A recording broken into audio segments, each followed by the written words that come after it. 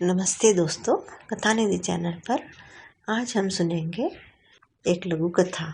शीर्षक है विवाह। तो आइए सुनते हैं कहानी। राजू की माँ हर रोज शाम को पेपर पढ़ा करती। सुबह उन्हें घर के कामकाज के बीच उन्हें पेपर पढ़ने को समय न मिलता था। सुबह पेपर जब आता तो राजू के पिताजी सबसे पहले पेपर पढ़ लेते थे। उन्हें राजनीति में भी इंटरेस्ट था। उनकी गली से तो दिल्ली तक के समाचार वो पेपर में जरूर पढ़ते। राजू दोपहर में पेपर पढ़ता।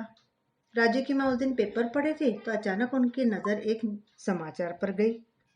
उनके जिले में उन्हीं के समाज का वधूवर सम्मेलन होने वाला था। राजू की माँ बहुत दिन से मन में सोच रही थी कि राजू 27 साल का हो गया है, अब उसके हाथ जरूर पीले कर देने चाहिए। इस विषय में वो सोचती कि उसी को बोलना पड़ेगा। राजू के पिताजी और राजू दोनों ही कम बोलते थे और राजू लड़कियों के पीछे पीछे घूमने वाला लड़का था भी नहीं। राजू की माँ ने राजू के पिताजी को आवाज दी, सुनिए जी, ये समाचार देखा आपने? अपने यहाँ पर वधूवर सम्मेलन होने वाला है। राजू के लिए भी हम देखते हैं अब, पर पहले ये तो पूछो राजू का क्या विचार है। ठीक है, मैं आज उससे पूछती हूँ। तो रात को खाना खाते समय राजू की माँ ने राजू से पूछा, राजू अब तुम्हारे लिए हम रिश्ते देखे क्या? तुमने कोई देख कर तो नहीं रखी है कोई लड़की? राजू बोला, नहीं माँ, ऐसा तो नहीं है। तो फिर हम तुम्हारा नाम भी उस वधूवर सम्मेलन में दे दे क्या? तुम 27 साल के पूरे हो गए, 28 में चल रहे हो, तुम्हारी शादी के बारे में भी तो कुछ सोचना ही होगा। ठीक है ना, तुम्हारा नाम रजिस्टर करवा दे वहां पे? राजू धीरे से बोला, हाँ मामा, देख लो। राजू की माँ को बड़ी खुशी हुई। उन्होंने राजू के पिताजी को आवाज देकर कहा, सुनिए जी, राजू कह रहा है कि हाँ, हम जाएंगे वधूवर सम्मेलन में। ठीक है, मैं फोन करके इसका नाम रजिस्टर करवा लेता हूँ। वधूवर सम्मेलन रविवार के दिन था। उस दिन समाज के हॉल में ही वधूवर सम्मेलन रखा गया था। राजू और उसके माँ बाप भी वहां सुबह ही 9 बजे पहुंच गए। सभी वरों को स्क्रीन पर दिखाया जा रहा था, फिर उनके विषय में बताया जा रहा था, फिर उनकी क्या एक्सपेक्टेशंस है लड़की के संबंध में वो बताई गई। उसके बाद में खाना पीना हुआ और फिर खाने के बाद में लड़कियों के बारे में भी एक एक करके उनका परिचय करवाया गया और उनकी भी एक्सपेक्टेशन लड़कों के संबंध में बताई गई। आयोजकों का कहना था कि केवल 2 लड़कियों के ही नाम रजिस्टर हुए हैं। अब उनका परिचय शुरू हुआ। पहली लड़की थी विशाखा। उसका ग्रेजुएशन हुआ था, उसे थोड़ा बहुत टाइपिंग आता था। किसान की लड़की थी, आम के बगीचे थे। फिर होने वाले वर्क के बारे में उसके एक्सपेक्टेशन पूछी गई तो लड़की ने बताया, लड़के को सरकारी नौकरी होनी चाहिए, घर में लोग कम से कम हो और रहना शहर में होना चाहिए, वर्क की खुद की गाड़ी भी होनी चाहिए। अब दूसरी लड़की को बुलाया गया। उसका नाम था सोनाली। उसके पिता थे बस कंडक्टर और माँ आंगनवाड़ी की शिक्षिका। लड़की 12वीं पास थी।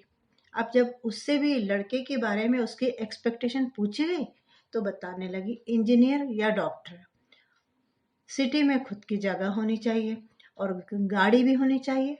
आयोजकों ने ये अनाउंस किया कि अगर एंड टाइम पर भी कोई लड़की अपना नाम रजिस्टर करवाना चाहती है तो करवा सकती है, लेकिन कोई लड़की सामने ना आई। वहां उपस्थित सभी लड़के वाले आश्चर्यचकित रह गए। इतने बड़े वधूवर सम्मेलन के लिए केवल 2 लड़कियां और 32 लड़के, और गांव खेड़े में रहने वाली लड़कियों की एक्सपेक्टेशन देखिए, सरकारी नौकरी, घर में कम से कम लोग होने चाहिए, लड़का इंजीनियर हो या डॉक्टर हो और शहर में खुद का घर भी हो, फिर 4 व्हीलर हो। राजू की माँ मन ही मन में इन लड़कियों को बुरा भला कह रही थी। खुद का मुंह तो देखें एक बार आईने में। सूरत न शक्ल, न एजुकेशन, कोई हुनर नहीं, 4 पैसा कमाने की अक्कल नहीं, और पति चाहिए डॉक्टर या इंजीनियर। अरे डॉक्टर या इंजीनियर तुम जैसी लड़कियों को क्यों पसंद करेंगे? उनको अच्छी पढ़ी लिखी लड़की, नौकरी करने वाली लड़की नहीं मिलेगी। हमारे समय में तो हमारे माँ बाप जो लड़के बताते थे उनसे हम शादी करके ससुराल चले जाते। बस ये देखा जाता था कि लड़के की तबीयत बढ़िया हो, और उस समय लोगों को अगर जॉइंट फैमिली मिल जाती थी तो लड़की की कोई चिंता ही नहीं रहती थी। मुश्किल के समय में, आपत्ति के समय में जॉइंट फैमिली तो काम आती है। अरे तुमको सास ना चाहिए, ससुर नहीं चाहिए, घर में ना देवर चाहिए ना ननद चाहिए, ऐसी लड़की मुझे मेरे बेटे के लिए चाहिए ही नहीं। मन में ऐसे सोचते सोचते राजू की माँ, पिता और राजू घर वापस आ गए। राजू लड़कियों की एक्सपेक्टेशन सुन के चकित रह गया था। उसे ये सब मालूम नहीं था कि आजकल की लड़कियां इस तरह की उम्मीद रखती न होने वाले पति से। अगर ऐसा है तो अपने जैसा खेतीहर के लिए लड़की मिलना तो बड़ी मुश्किल है। उसे लगा कि आजकल समाज में लड़कियां है ही नहीं क्या, तभी तो वहां 32 लड़के और 2 लड़कियां थी। अब अपने यहाँ पे तो 400 तो आम के पेड़ है, 100 से ऊपर नारियल के पेड़ है, उसके अलावा गाय है, भैंस है, उनका दूध निकालना, उसके बाद घर के लोगों का खाना बनाना, इसके साथ ही घर में काम करने वाले, खेत पे काम करने वाले लोगों के लिए भी कुछ खाना पकाना, ये सब मेरी माँ तो बिना किसी शिकायत के करती है, सालों साल से करती आ रही है। और ये आजकल की लड़कियां खेतीहर की बेटी होने के बावजूद इनको डॉक्टर या इंजीनियर चाहिए, शहर में रहने वाला चाहिए, लोगों की जिम्मेदारी नहीं चाहिए। कैसे होगा मेरा विवाह? राजू के पिता माँ से बोले, देखा क्या स्थिति आज समाज में, ऐसी लड़कियां कम, फिर लोग चाहते कि लड़कियां जन्म ही ना ले। कोई तो मशीन आई है बाहर शहरों में जिससे समझ में आ जाता है कि पेट में लड़का या लड़की, और लड़की होगी तो उस भ्रूण को ही निकाल देते हैं। उसी का परिणाम देख रहा है समाज में। लड़कियों की कमी हो गई, डॉक्टर खूब कमा रहे इस काम को करके। राजू की माँ बोली, जाने दो, मैं अपने भाई से पूछती हूँ, उसकी भी तो बेटी है शादी लायक, मेरा भाई मना नहीं करेगा। उसकी बेटी हेमा मैंने देखी भाली हुई है। अगले दिन राजू की माँ अपने भाई के गांव गई। उसे अचानक आया हुआ देखकर भाई को खूब खुशी हुई। अरे आज अचानक कैसे आ गई, कुछ बताया भी नहीं कि आ रही है। आवाज सुन के भाभी भी बाहर आ गई। अरे अचानक आ गई आप, आइए आइए। भाभी पानी लाकर दे गई और चाय बनाने लग गई। सब ठीक है ना घर में? राजू कैसा है? ठीक है, उसकी शादी का देख रहे हैं।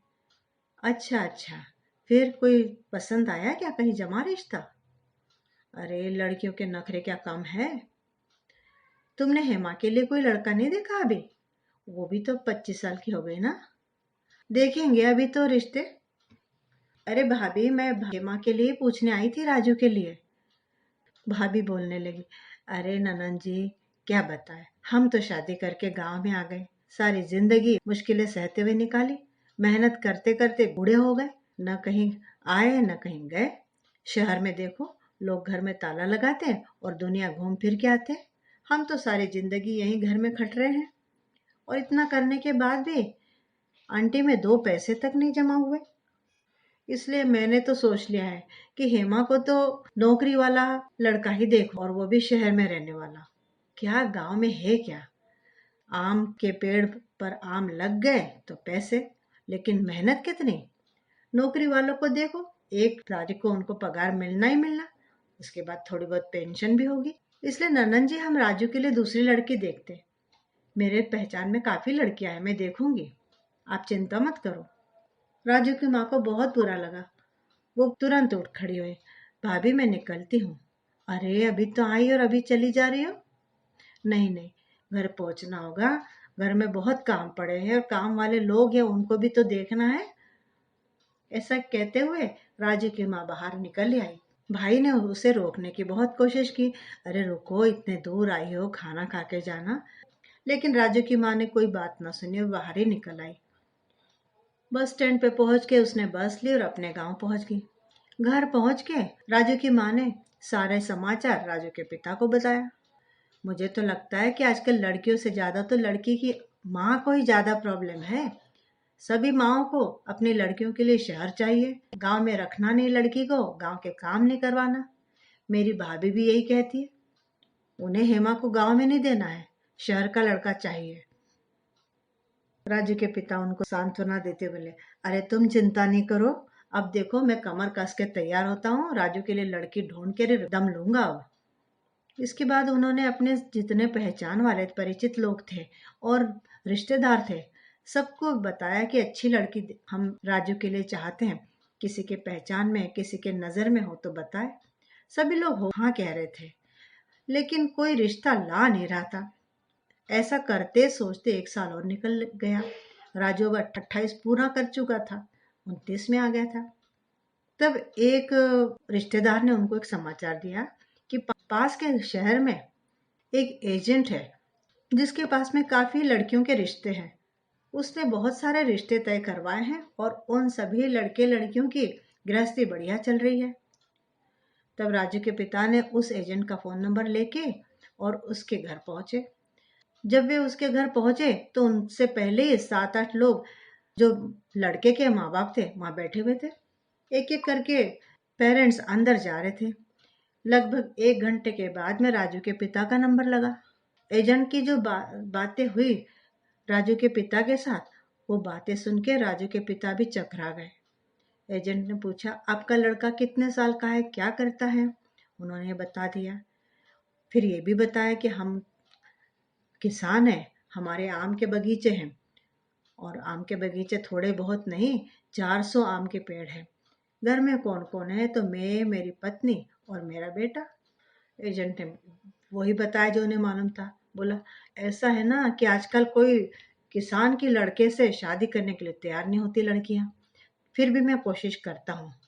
आते संडे को मैं एक लड़की यहाँ लाने वाला हूँ, लेकिन उसके पहले आपको मुझे 80,000 रुपये कमीशन देना होगा।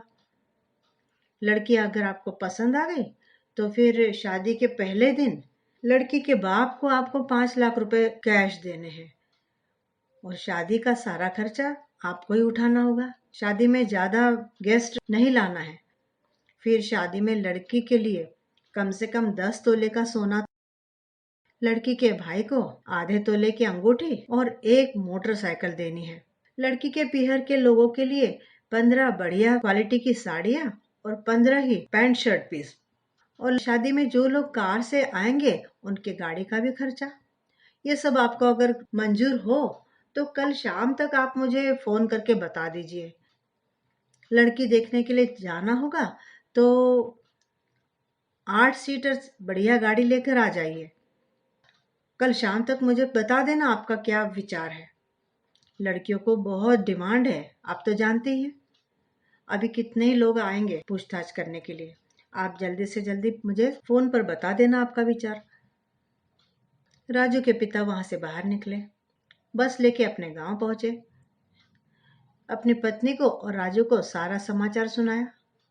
लड़कियों की जो कंडीशंस थी वो सुन के राजू की माँ तो चुप ही रह गई, लेकिन कोई दूसरा रास्ता ना था। अपने बेटे की शादी के लिए उन्हें कोई लड़की नहीं मिल रही थी।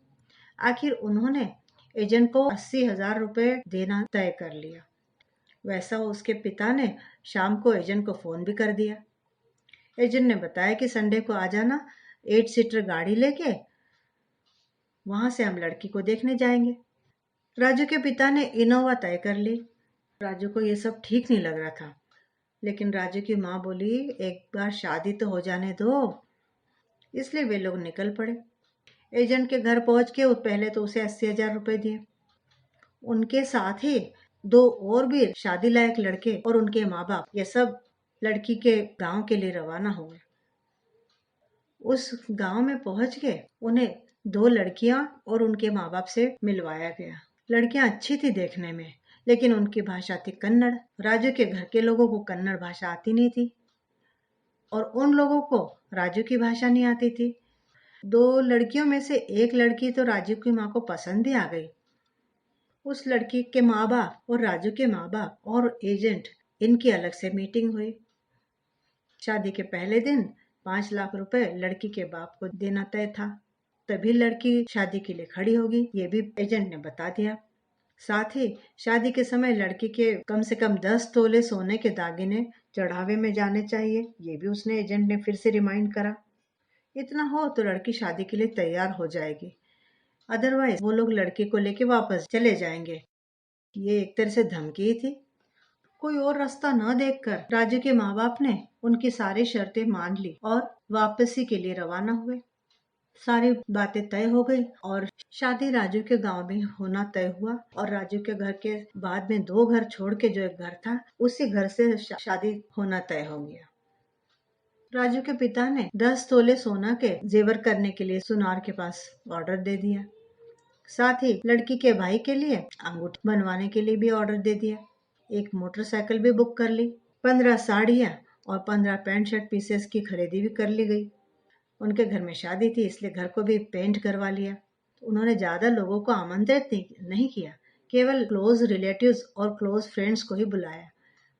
लड़की वाले ठीक समय पे पहुंच गए। एजेंट ने आते ही राजू के पिताजी से 5 लाख रुपए गिन कर ले लिए। लड़की के गहने भी लड़की के पिता के पास में दे दिए। जो कपड़ा खरीदा था वो भी लड़की के पिता के पास दे दिया। इसके बाद हल्दी का प्रोग्राम हुआ। हल्दी में डांस हुआ, गाने हुए, लाउड स्पीकर लगाया गया, हल्दी के गाने हुए और सुबह शादी भी हो गई। गांव में जो पंडित जी थे उन्होंने ही शादी संपन्न करवाई। उसके बाद खाना पीना हुआ। भोजन बनाने के लिए खास शहर से कैटरर को बुलवाया गया था। उसके बाद में मंदिर तक उनके बारात का प्रोसेशन निकाला गया। बारात में खूब नाच गाना हुआ, पटाखे चलाए गए। राजू की पत्नी अर्थात नई बहू घर में आई तो जब से आई कंटिन्यूअसली कन्नड़ में अपने मोबाइल पर बात कर रही थी। सबको लग रहा था कि अपने गांव के रिलेटिव्स के साथ में वो बात कर रही होगी, अपनी सहेलियों के साथ वो बात कर रही होगी। बहू के घर में आने के बाद फिर से रात्रि में भोज हुआ, जिसमें मटन, चिकन, रस्सा, पुलाव आदि आइटम रखे गए थे और जवान लड़कों के लिए खास पीने पिलाने का भी इंतजाम था। रात 11 बजे तक विवाह की धूमधाम चल रही थी। धीरे धीरे सुबह से जमा सारे लोग थके हारे अपने अपने घर वापस गए। लाउड स्पीकर भी बंद हो गया। 2 दिन बहुत धूमधाम रही। अब लोगों को नींद आ रही थी। लाइट्स बंद हो गए। रात 12 बजे के करीब राजू अपने कमरे में गया तो देखा कि उसकी पत्नी पलंग पर एकदम गहरी नींद में थी। सुबह शादी में जो गहने पहने थे वो वैसे ही थे। राजू ने एक चटाई बिछाई और चादर लेके नीचे जमीन पर ही सो गया। 2 रात से वो भी सोया न था, इसलिए उसे भी गहरी नींद लग गई। चारों तरफ भयावह शांतता थी। किसी को अंदाजा भी न था कि रात में क्या होने वाला है। सुबह 6 बजे राजू की माँ उठ गई। बाहर आकर देखा तो घर के मेन गेट की कुंडी खुली हुई दिख रही थी।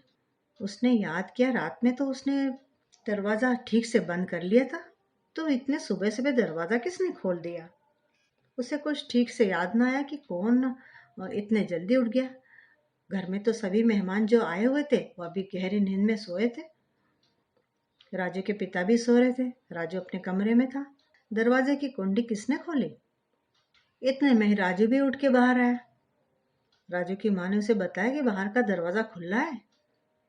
राजू ने भी जाकर एक बार फिर देखा, वाकई दरवाजा तो खुला था और लोग तो सारे सो रहे थे। वो अपने कमरे में अपनी पत्नी से कुछ पूछने गया तो देखता क्या है, पलंग पर तो पत्नी थी नहीं। उसके कपड़ों की बैग भी नहीं दिखाई दे रही थी। राजू ने सोचा कि कहीं फ्रेश होने गई होगी। उसने इधर उधर देखा, कुएं के पास भी देखा, लेकिन कहीं भी उसकी पत्नी उसे दिखी नहीं। उसने अपनी माँ को बताया कि तुम्हारी नई बहू तो कहीं दिख नहीं रही घर में। माँ ने एक बार फिर अंदर जाके देखा, कमरे में देखा, चारों तरफ घर में सब जगह देख लिया, लेकिन नई बहू का कहीं पता न था, ना ही उसकी बैग दिखाई दे रही थी। इसी समय पड़ोस की शालिनी जी उनके आई। बोली, राजू की माँ, कल रात को 4 बजे मैंने बाहर देखा तो तुम्हारे घर के सामने वही शादी वाली गाड़ी खड़ी थी। तुम्हारे घर से आज सुबह सुबह कोई बाहर गया क्या? राजू की माँ का दिल धक से रह गया। तो क्या कल शादी हुई वो दुल्हन रात को भाग गई क्या? उनके मन में कई आशंकाएं उठी। उन्होंने अपने पति को जगाया। राजू के पिता हड़बड़ा के उठ बैठे। सोए हुए सारे रिश्तेदार भी उठ गए। फिर एक बार कुआं और घर का आसपास आंगन सब जगह सारे रिश्तेदारों ने फिर एक बार ढूंढ मचाई। राजू के पिताजी ने शादी के एजेंट को फोन लगाया। अब उसका फोन डेड पड़ा था, तो उन्होंने एक रिश्तेदार को फोन किया। उसके थ्रू फोन लगाया, तब एजेंट ने फोन उठाया, लेकिन उसने हाथ झटक दी। भाई, हमने तो विवाह करवा दिया, अब लड़की आपके घर में पहुंचे तक हमारी जवाबदारी थी। अब लड़की कहाँ गई, कैसे गई तो आपके घर से, ये तो मेरी जिम्मेदारी नहीं। राजू के पिता सिर पे हाथ लगा के बैठ गए। राजू की माँ और मौसी सिर पे हाथ मार के रोने लग गई। राजू का चेहरा भी लटक गया। माँ को रोते देखकर उसकी भी आंखें भर आई। तभी उसके किसी रिश्तेदार ने कहा, पुलिस में कंप्लेंट करो। तब राजू के पिताजी ने पुलिस चौकी पे जाके कंप्लेंट दी। विवाह में किसी ने शादी के फोटो निकाले थे, उनमें से लड़की का फोटो भी दिखा दिया गया। लड़के के रिश्तेदार भी कुछ फोटो में दिखाई दे रहे थे, उनके भी फोटो दिखाए गए पुलिस चौकी पे। फोटोज देख के पुलिस इंस्पेक्टर के मन में एक डाउट आया। उसने एक फाइल निकाली, सारे फोटो मैच करके देखे। अरे, इस लड़की ने तो हमारे पास के गांव में 2 बार 2 लड़कों से शादी की है। ये देखिए, ये फोटो। उन लोगों ने इस लड़की को जो जेवर चढ़ाए थे, वो जेवर और पैसे, कपड़ा लत्ता लेके ये सब लोग भाग जाते हैं। जिस एजेंट की आप बात कर रहे हैं, हमने उससे भी पूछा है। वो यही कहता है कि वे कर्नाटक के लोग और एजेंट आकर हमको फोटो देते हैं, लड़की के बारे में बताते हैं, इसलिए वो रिश्ता हम लड़के वालों को बताते हैं। हम थोड़ी ना लड़की को या लड़के के माँ बाप को पहचानते हैं। इस वजह से पहले जो 2 बार हमारे पास में कंप्लेंट आई थी, हम उसकी शिनाख्त न कर पाए, इसलिए वो केसेस हम सुलझा नहीं पाए थे। आप अपनी कंप्लेंट रजिस्टर करवाइए। कितना पैसा, कितने गहने लेकर वो लोग भागे हैं, ये भी बताइए, हम देखते हैं। राजू के पिता सिर पे हाथ लगा के बैठ गए। पुलिस ने फिर उस गाड़ी के बारे में भी इंक्वायरी की, जिस गाड़ी को लेकर वे लोग वहां गए थे। लेकिन उन लोगों ने गाड़ी बीच रास्ते में छोड़ दी थी और फिर दूसरी गाड़ी करके चले गए थे। रात को सब लोग सिर पे हाथ लगाए बैठे थे। लगभग 11 तोले का सोना, 6 लाख रुपए, 2.5 लाख रुपए शादी का खर्च। तभी राजू की माँ को अपने खुद के जेवरों की भी याद आई। कल रात को जल्दबाजी में उसने अपने गहने निकाल के डाइनिंग टेबल पे रख दिए थे। जाकर देखने लगी, वे जेवर भी गायब थे। पुलिस इंक्वायरी कर रही थी, तफ्तीश कर रही थी। इस बीच 4 साल बीत गए। राजू के विवाह में जो धक्का बैठा था, उस धक्के से धीरे धीरे परिवार बाहर निकल रहा था। राजू की माँ समझ नहीं पा रही थी कि हमारे समय में तो यूं शादियां तय हो जाती थी। उस समय लड़की वाले देते थे लड़के वालों को दहेज। इन 25 सालों में सब उल्टा पलट हो गया है। लड़के वाले पैसे दे रहे लड़की वालों को। और राजू ने तो शादी का नाम लेना तक बंद कर दिया था। कहीं शादी की शहनाई बजती तो वो घबरा उठता था। अब राजू ने बांस के भी पेड़ लगाए थे, आम के पेड़ तो थे, नारियल के भी 100 पेड़ थे। राजू सारा माल पास के शहर में भेजा करता था, पैसे अच्छा मिल रहा था। लेकिन राजू के माँ बाप को ये सवाल सताया करता था, इतना सारा बगीचे का काम कौन संभालेगा उनके बाद। राजू की माँ ने एक भी व्रत उपवास करने का ना छोड़ा राजू की शादी हो जाने के लिए। एक दिन देखा दरवाजे में एक मोटरसाइकिल आके रुकी। एक किसान गाड़ी से उतर रहा था। उसके पीछे 27-28 साल की एक लड़की बैठी थी जो उतर रही थी गाड़ी से। ये किसान इनके घर में हमेशा आते रहते थे। इनका नाम महेंद्र था। जब भी उनका इस इलाके में आना होता तो वे इनके यहाँ आया करते थे। गाड़ी से उतरते ही महेंद्र ने जोर से आवाज लगाई, ओ बुढ़िया, घर में हो कि नहीं, सब ठीक हो ना? राजू की माँ खुश हो गई, बोली हाँ हाँ, हम सब ठीक है, आप बहुत दिनों से आए। और ये साथ में कौन आया है? अरे बुढ़िया, मेरी ट्रांसफर यहाँ हो गई है, अब मैं इधर ही काम करता हूँ। अब मेरे नौकरी के 2 साल बचे हैं, उसके बाद जाऊंगा अपने गाँव। इस लड़की ने भी कृषि में डिप्लोमा किया हुआ है और ये मेरी हेल्पर है मेरे खेती के कामों में। ओफो, अच्छा, तो आजकल लड़कियां भी किसानी सीखने लगी है। हाँ हाँ, महेंद्र बोला, इसका नाम पूजा है, ये हमारे गांव के पास के गांव की है। मैंने सोचा इसकी भी आपसे पहचान करा दी जाए। अच्छा अच्छा, बैठिए बैठिए, मैं चाय बना रही हूँ। पूजा, तू भी चाय लेगी ना बेटा? हाँ हाँ, लेती हूँ, मैं चाय लूंगी। लेकिन आप क्यों बेकार में तकलीफ करती है? अरे तकलीफ कैसी, हमारे बगीचे में 10-15 लोग काम करते हैं, रोज सबके लिए चाय बनाती हूँ। राजू की माँ उनको लेकर अंदर आई। राजू की माँ चाय बनाकर बाहर लाई। महेंद्र बोला, चलो पूजा, तुम्हें राजू के आमों के बगीचे दिखाता हूँ। ये कह के वो पूजा को लेके आमों के बगीचों की तरफ चले गए। राजू के बगीचे में काम चालू था। इतने व्यवस्थित आमों का बाग पूजा ने पहली बार ही देखा था।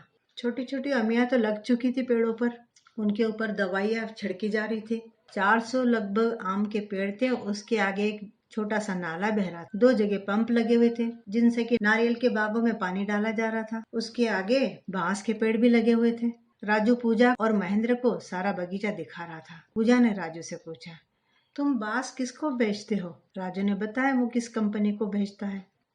इसी समय राजू के माँ का फोन आ गया। राजू, महेंद्र और पूजा को घर पे भेजो, खाने का समय हो चुका है, खाना तैयार है। तब महेंद्र और पूजा फिर से राजू के घर पहुंचे। माँ ने उनको बढ़िया गर्मा गर्म खाना खिलाया। दाल चावल, आम का अचार, सब्जी। महेंद्र और पूजा बहुत अच्छी तरह से खाना खाए। खाना खाते खाते माँ ने पूजा से पूछा, तुम्हारे घर पे कौन कौन है पूजा? पूजा चुप रह गई। महेंद्र ने राजू की माँ से इसे कुछ पूछो नहीं इस तरह का इशारा किया। देखकर माँ चुप रह गई। खाना खाने के बाद में पूजा ने अपना थाली उठा ली। उसी तरह से महेंद्र ने भी अपनी थाली उठाई और पूजा थालियों को धोने लगी। राजू की माँ देखती रही। अरे, आजकल की लड़कियों को तो कोई संस्कार नहीं ऐसे बोला जाता है, लेकिन ये लड़की, इसको तो देखो कितना व्यवस्थित काम कर रही है। ऐसा मन ही मन में वो सोच रही थी। खाना खाने के बाद में महेंद्र और पूजा बाइक पर बैठ के वापस चले गए। शाम हो गई थी। माँ को आंखों के सामने पूजा ही दिखाई दे रही थी। अगले दिन महेंद्र ने माँ को फोन किया। कल आप पूछ रही थी ना कि पूजा के घर में कौन कौन है, तो मैंने तुम्हें चुप रहने का इशारा किया था। आज मैं बताता हूँ तुमको उसके बारे में। पूजा एक छोटे से गांव की है। उसके घर में माँ बाप है, एक छोटा भाई भी है। पूजा ने एग्रीकल्चर से डिप्लोमा किया हुआ है। उसके पिता ने एक ग्राम सेवक के साथ में उसकी शादी करवा दी थी। उसके सास ससुर और पति उसे माँ बाप से पैसे लेकर आने के लिए तकलीफ देने लगे, मारपीट भी करने लगे। 1 साल के अंदर उसे एक लड़की भी हुई। अब लड़की हो गई, इसलिए उसे और ज्यादा तकलीफ देना शुरू कर दिया। तंग आकर पूजा ने एक संस्था में शिकायत दर्ज करवा दी। उन लोगों ने इसके घर के लोगों को धमकी भी दे दी, लेकिन इसके ससुराल वालों ने इसे जलाने की कोशिश कर दी। उनके कब्जे से जैसे तैसे छूट कर ये बाहर निकली और अपनी लड़की को लेकर मायके चली गई। उस संगठन ने बाद में इसके पति और सास ससुर को अच्छा सबक सिखाया। उसके पति की नौकरी भी चली गई। इसी बीच पूजा ने डिप्लोमा तो किया हुआ था, तो उसे एग्रीकल्चर डिपार्टमेंट में असिस्टेंट की नौकरी भी मिल गई। अब इसी साल उसकी ट्रांसफर अपने इलाके में हो गई है।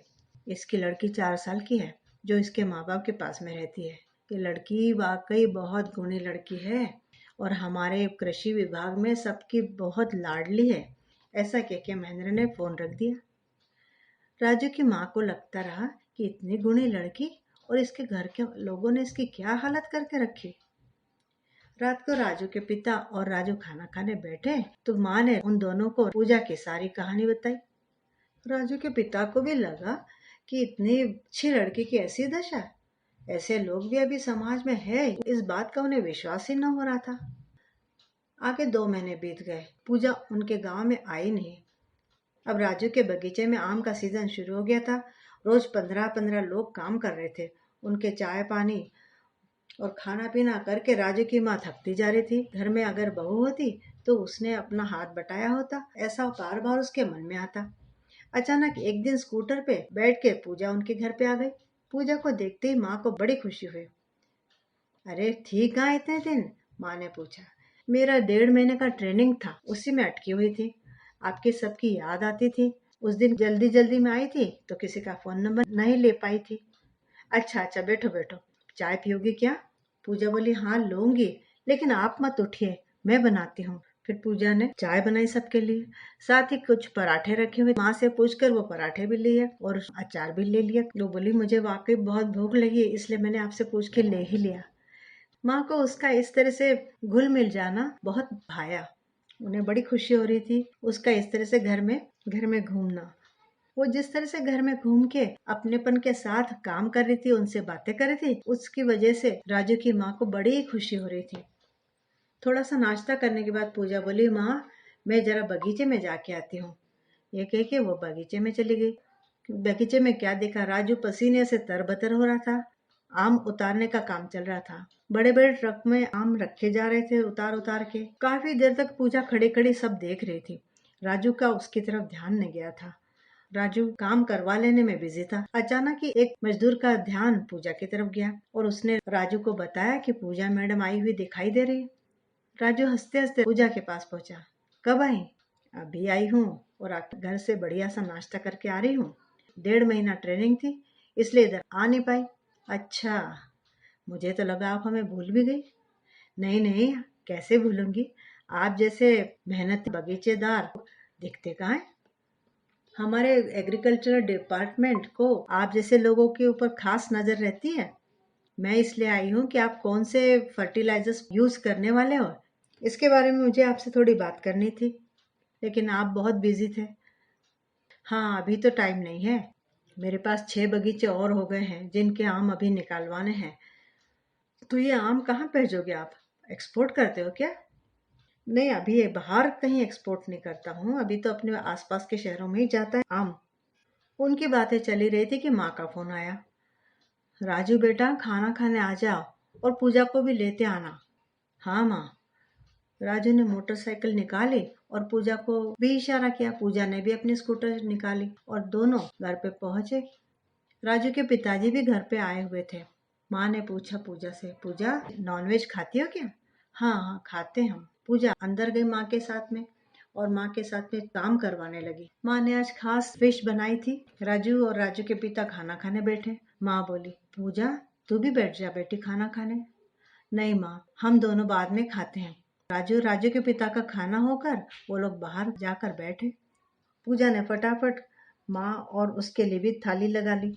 भोजन करते हुए माँ पूजा से बोली, पूजा महेंद्र ने बताया तुम्हारे बारे में सब कुछ, तुम्हारी शादी, तुम्हारा एजुकेशन, तुम्हारा डिवोर्स, तुम्हारी लड़की के बारे में भी उसने सब बताया हमें। पूजा की आंखों में पानी आ गया। माँ उसकी तरफ देखते हुए बोली, आंखें पोंछ ले बेटी, लड़कियों ने मजबूत होना बहुत जरूरी है, ऐसे लोगों को तो सबक सिखाना ही चाहिए। पूजा ने अपनी आंखों के आंसू पोंछ लिए। फिर से शादी करने का विचार किया है क्या पूजा तुमने? बोलो पूजा। पूजा ने हाँ में सिर हिलाया। तो क्या मेरी बहू बन के मेरे घर में आओगी पूजा? पूजा एकदम खाते खाते रुक गई। बेटी, मेरा राजू तुझे पसंद है क्या, बता। हम उसके लिए लड़के देखते देखते थक गए हैं। किसान को लड़की मिलती नहीं आजकल। तू बता, तू तैयार है? माँ ने किस तरह से राजू की पहली शादी की गड़बड़ हो गई थी और किस किस तरह से उन लोग को फंसाया गया था, ये सब पूजा को बताया। पैसा गया, गहने गए और इज्जत भी गई। ये कहते कहते माँ रोने लगी। पूजा खड़ी हो गई। फिर उसने अपने आंचल से माँ के आंसू पोंछे और जाते हुए बोली, मैं मेरे माँ बाप को पूछती हूँ, फिर बताती हूँ आप। पूजा ने किचन का काम थोड़ा समेट दिया, उसके बाद में चली गई। 4 दिनों के बाद में पूजा का फोन आया। माँ, मेरे माँ पिताजी आपसे मुलाकात करने के लिए आ रहे हैं। और अगले ही दिन पूजा के माँ पिता और उसकी 4 साल की बच्ची पूजा के साथ राजू के घर आए। पूजा के माँ पिता राजू के माँ पिता जैसे सरल लोग थे। उन्होंने राजू को देखा, राजू के आम के बगीचे देखे, पूजा की छोटी लड़की, इतना बड़ा घर, गाय भैंस, आमों के ढेर और पेड़ों पे लगे हुए आम और कटहल देख के बड़ी खुश हो गई। राजू को पूजा पसंद थी ही सही, इसलिए ज्यादा टाइम न निकालते हुए 4 ही दिनों में राजू और पूजा की शादी हो गई। शहनाई की आवाज सुनकर राजू एक बार तो नर्वस हो गया, लेकिन इस बार उसकी जोड़ीदार पूजा है ये याद आते ही वो निश्चिंत हो गया। राजू को पूजा जैसी समझदार पत्नी मिल गई। घर में छोटी सी बच्ची का गुंजन शुरू हो गया। अब उनका घर सही मायने में घर बन गया। कुछ ही दिनों में पूजा ने नौकरी को इस्तीफा दे दिया और चंपे के फूलों की नर्सरी शुरू कर दी। इस नर्सरी में अलग अलग प्रकार के चंपा के कलमें मिलती। 2 साल में इस नर्सरी की खबर दूर दूर तक पहुंच गई। जिन लड़कियों ने राजू के साथ शादी करने से मना किया था, वे लड़कियां आज बम्बई में 10 बाय 10 के छोटे छोटे घरों में रह रही हैं। उनके शहरी दूल्हे को जितना भी पैसा मिलता है वो पैसा उनके शहर में रहने के लिए पूरा नहीं पड़ता। राजू के मामा की लड़की भी एक टेम्पो ड्राइवर के साथ भाग गई थी। मामी उसकी याद में सिर पे हाथ लगा के बैठी रहती है। लेकिन हमारा राजू वो बहुत खुशी में है। उसकी गृहस्थी बहुत अच्छी तरह से चल रही है और राजू के घर में पूजा वाकई उनके घर में साक्षात लक्ष्मी ही बनकर आई। ये कहानी एक असली घटना पर आधारित है और ऐसी घटनाएं आजकल बहुत सुनने में आती है। तो मित्रों, अगर आपको कहानी पसंद आई हो तो लाइक और कमेंट जरूर कीजिएगा और अगर आपने अभी तक चैनल को सब्सक्राइब नहीं किया है तो चैनल को सब्सक्राइब भी जरूर कर लीजिएगा। मिलती हूँ दोबारा बढ़िया सी कहानी के साथ। तब तक बाय बाय।